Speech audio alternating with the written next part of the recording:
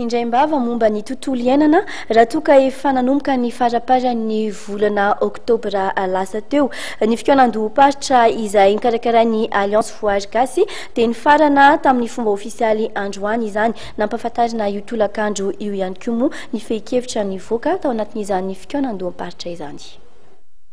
Mahatratra 2 tapitrisa metatra toratelo isan-taona no azo lany vokatry ny filana ary 20 isan-jato malagasy no mampiasa ity akora ity avadika herijika amin'ny andavanandro. Io ny fantatra nandritra ny fanankatonana ofisialy ilay fikonan-doam-paritra izay naharitra 13 andro nikarakarain'ny Alliance Foire Gasy tetsy amin'ny la résidence Ankerana. Natolotro io tolakandro io tokoa ny fehi-kevitra nivoaka tao aorian'izany fikonan-doam-paritra izany. Fitantanana ny ala eto Madagasikara ary tsy fisian'izay nahatonga antsika eto Madagasikara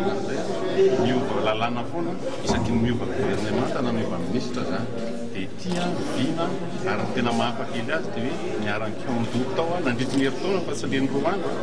ny fanjakana ny fiarahamonim-pirenena ny secteur privé sy ny misy ihany koa zany ny voron'olona fotony sy ny partenaire technique et financier zany dia filazana fa hoe tsika dia hiala zay amin'ny resaka fiarovana efa-tany ity zany fa mba fampiasaina amin'ny fomba maharitra ho an'ny fampandrosoana ny vahoaka malagasy ny fampiasana ny ala eto Madagasikara dia ao anatin'izay ny orientation zany raha lalaka izorana ao anatin'izay izy dia misy zany ireo tokony fampiarana ny lalàna isan'ny zava-dehibe ary tsy hita soritra ao anatin'le soritra amin'ny ankapobeny zany fa ny resaka fampandrosoana na fialana amin'ny fahantrana zany dia tafiditra mihitsy ao anatin'iny ina soratra teo iny. Fanairana no natao nandritra ity fikonan-doam-paritra ity araka nambaran'ny filohan'ny Alliance Foire Gasy. Tanjona ny amadiana volavolan-dalàna fototra mikasika ny fiarovana ny ala, ny fidianana azy eny anivon'ny parlemanta ary ny hanovanan'ny politika mikasika ny tontolo iainana sy ny fametrahana rafitra mafonja mahafehy izany.